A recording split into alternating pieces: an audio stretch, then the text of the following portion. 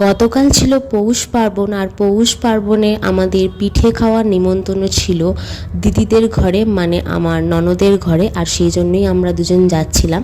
ছোটোবেলাতে এইরকম অনেক বাড়িতে আমাদের নিমন্ত্রণ থাকতো পিঠে খাওয়ার, আবার অনেককে দেখতাম আমাদের বাড়িতে পিঠে খেতে আসতে। তো যাই হোক, আমরা চলে গেছি দিদিদের ঘরে, আর গিয়ে দেখি দুই কর্তা গিন্নিতে বসে পিঠে পাকাচ্ছে। যাই হোক, আমিও চলে গেলাম সামনে, আর গিয়ে দেখি একদিকে চলছে নারকোলের পিঠে আর একদিকে আলুর পুর ভরার পিঠে। তো আমিও কিছুটা হেল্প করবো বলে বসে গেলাম, আর কিছুক্ষণ পাকালাম। আর তারপর এইদিকে দেখুন, এইদিকে একদিকে হচ্ছে কিছুটা পিঠে, আর আরেক দিকে কিছুটা হয়ে গেছে, সেটা নামিয়ে রাখা হয়েছে। পিঠে পাকানো শেষ করার পর একটু তিলকুট খাচ্ছিলাম বসে বসে।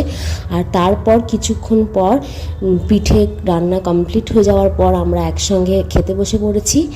এই যে সবাই বাড়া হয়ে গেছে, এইদিকে মামা ভাগ্নি একসঙ্গে একই প্লেটে বসে বসে খাচ্ছে, আর দিদি পরিবেশন করছিল, আমাদেরকে খেতে দিয়ে দিচ্ছিল, গুড় দিচ্ছিল। আর এদিকে জামাইবাবু বসে খাচ্ছিল, আর আমি এদিকে পাশে বসেছিলাম। এই যে আমার প্লেট, এইগুলো আমার পিঠে। আর তারপর আমিও এক এক করে প্রায় অনেকগুলো পিঠেই খেয়ে নিয়েছিলাম। আর আমার সত্যি কথা বলতে নারকোলের পিঠেটাই বেশি খেতে ভালো লাগে। আমার কেন অনেকেরই পছন্দ হয় নারকোলের পিঠে খেতে। আর এতই টেস্টি লাগছিল, আমি আর গুনিনি কতগুলো খেয়েছি, প্রায় অনেকগুলোই খেয়ে নিয়েছিলাম। বেশ ভালো লাগছিলো। আর এইভাবে গল্প করতে করতে খেতে খেতে যখন দেখলাম প্রায় 12টার কাছাকাছি বেজে গেছে আমাদের গল্প করতে করতে, আর তারপরে তাড়াতাড়ি আমরা বেরিয়ে গেলাম ঘরে আসবো বলে।